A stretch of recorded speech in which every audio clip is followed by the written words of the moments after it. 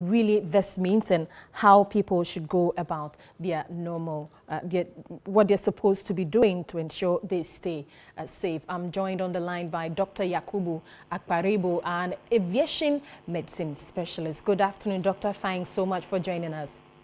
Good afternoon, and thank you for having me. Well, so Doc, what does the partial lockdown mean in terms of fighting COVID-19?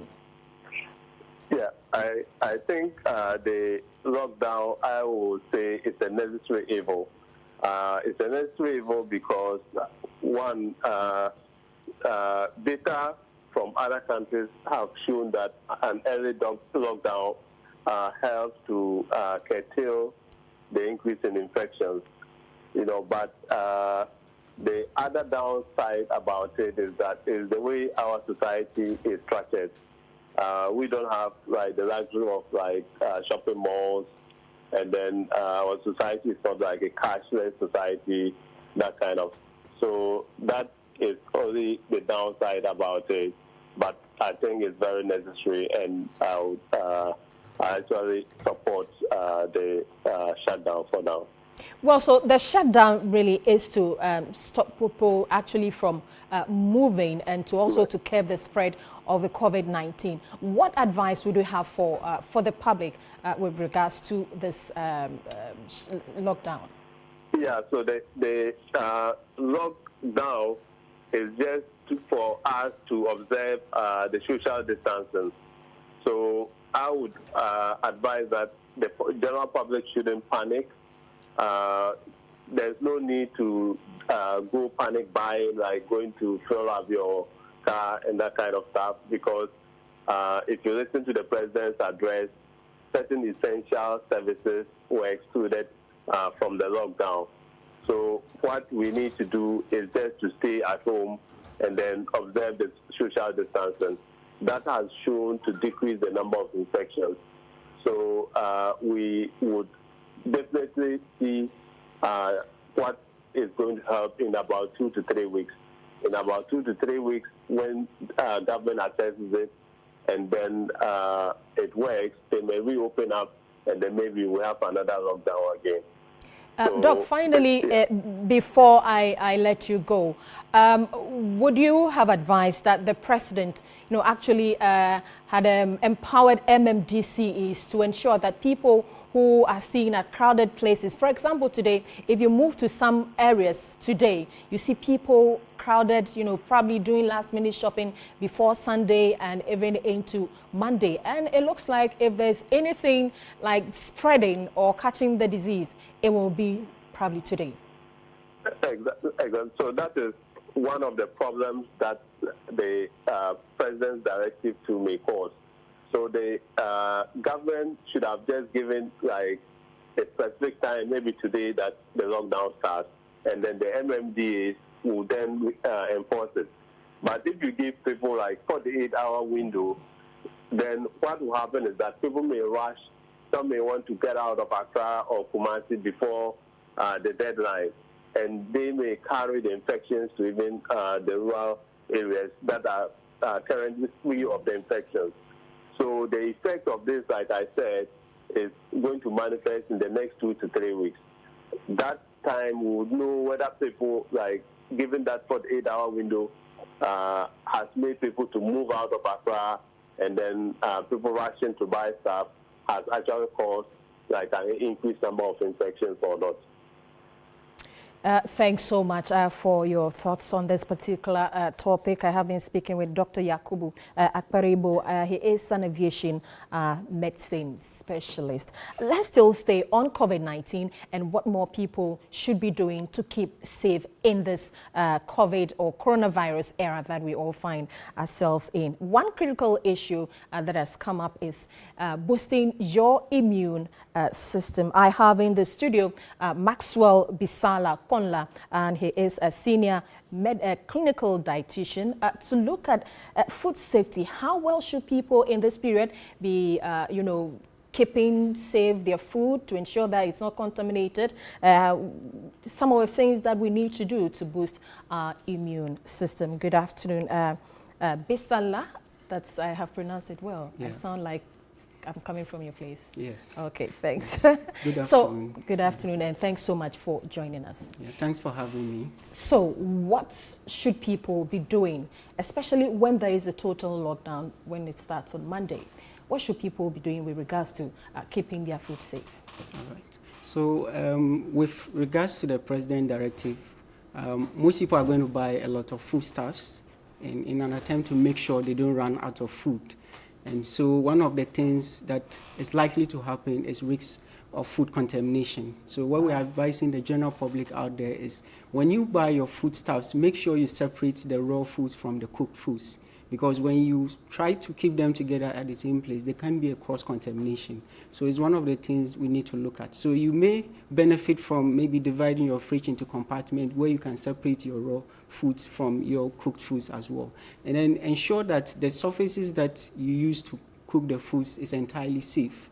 Water safety is also very important. Make sure you get access to safe water to be able to prepare your foods. We still advise the personal hygiene that has been we have been emphasizing since the outbreak of COVID-19.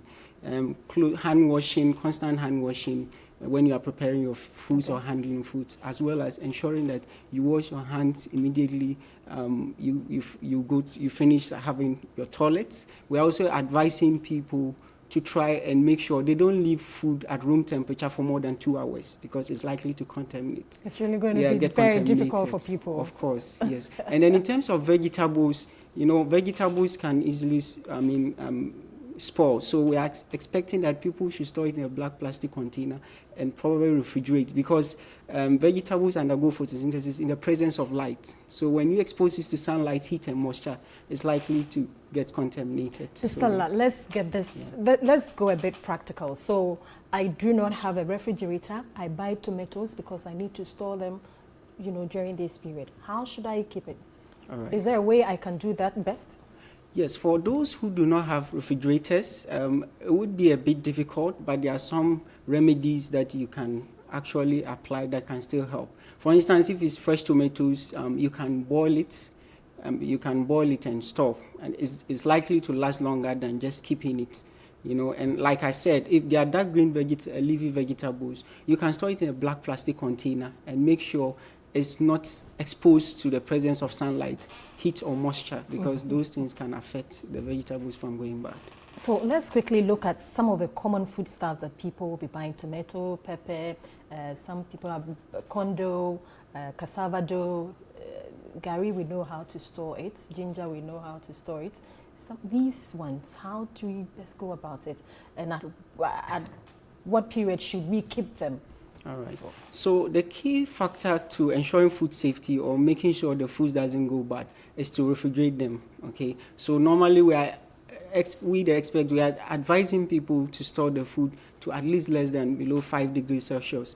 So, for instance, most of the vegetables or the fruits that like the condo and the others, when you buy them, you can't refrigerate them. So in a situation where you don't have a refrigerator, that is where it will find a bit difficult in terms of storage. But like the president said, it's not going to be a total lockdown. So we are not advising people to buy a lot of foodstuffs. It's just 2 weeks, and then there may be some possibilities of people having access to go for foodstuffs. So if you don't have a refrigerator, you know that the perishable goods, it will be difficult to store.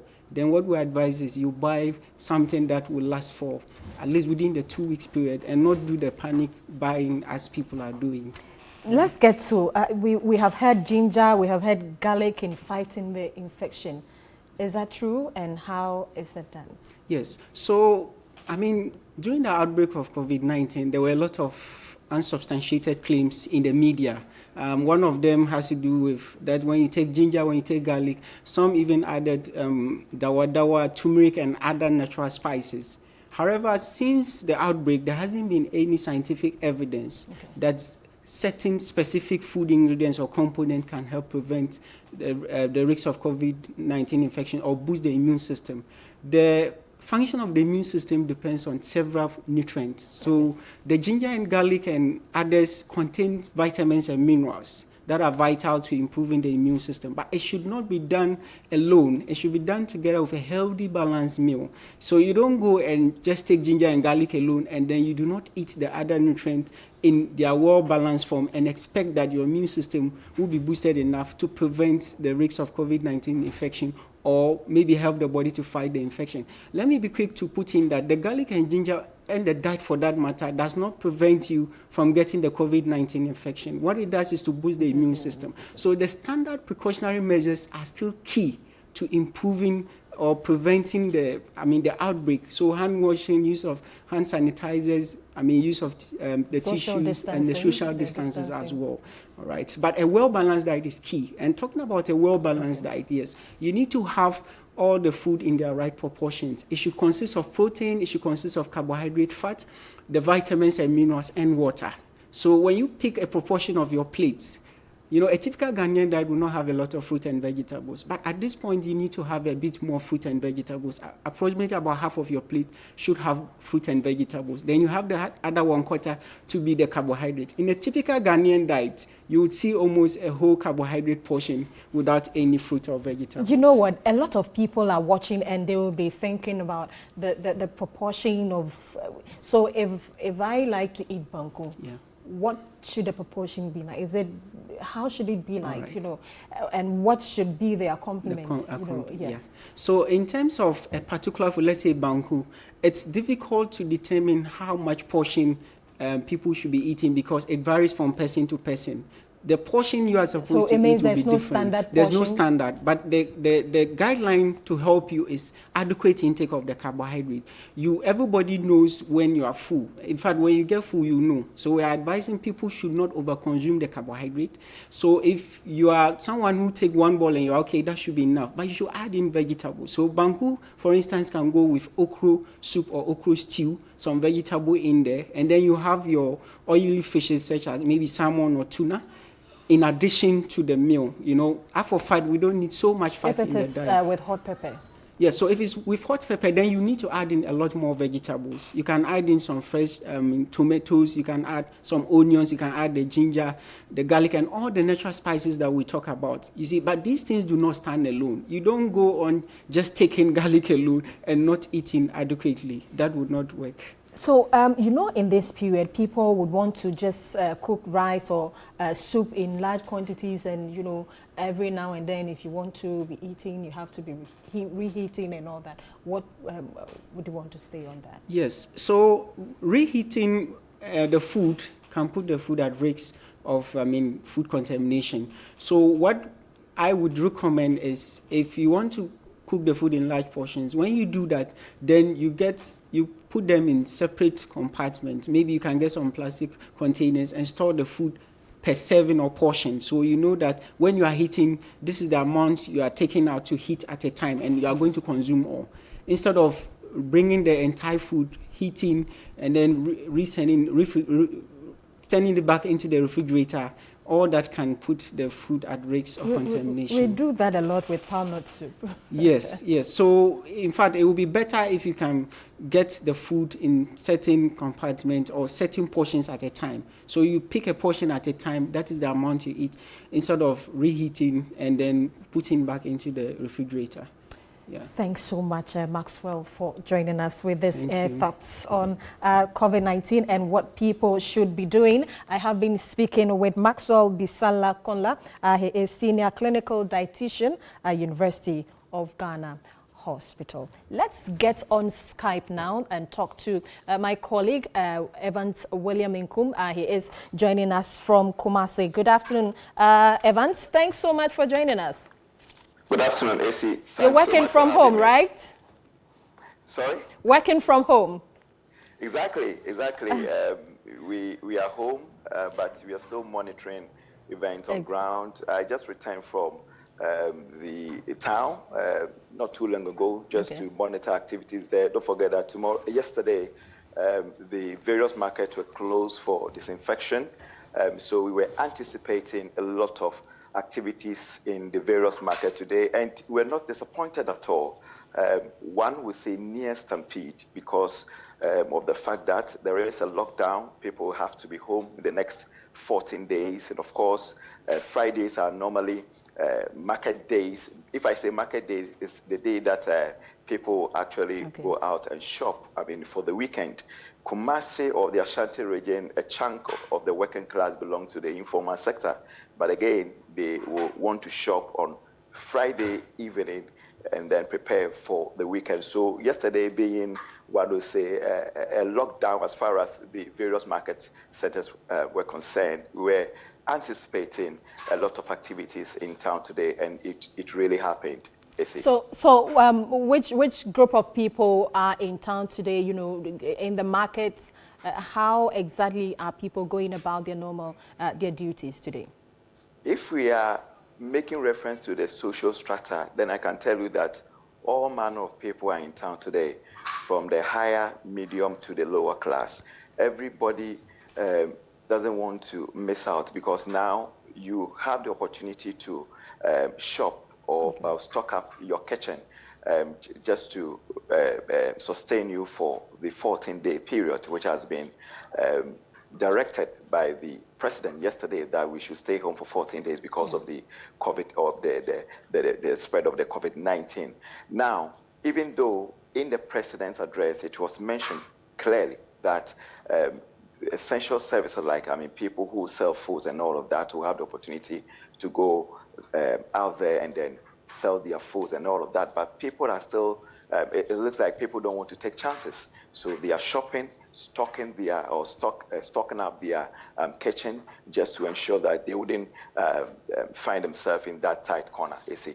Well, finally, before you go, Evans, which particular areas have you visited, you know, in terms of the markets? Which areas specifically have you visited this morning? So if you're talking about Greater Kumasi, we are looking at the major satellite markets within the Kumasi enclave. And here we are talking, apart from the main market, that is the central market, we are looking at Bantama market, which is more or less next to the Kejetia market because of its strategic position. That place is really, really choked. Now, aside the Bantama market, you're also talking about the Kwadaso market. It is also choked. A lot of activities going on there. But I must commend the police, because they've also been positioned at advantage places to ensure sanity, in as much as people want to get their staff back home and then safe for the coming weeks. The police have been detailed vantage position to ensure order as far as these choked areas are concerned. Thanks so much, Evans, for the updates from Kumasi. Stay safe and get more on COVID-19 for us here in Accra. We take a quick break here. Stay with us. News return shortly.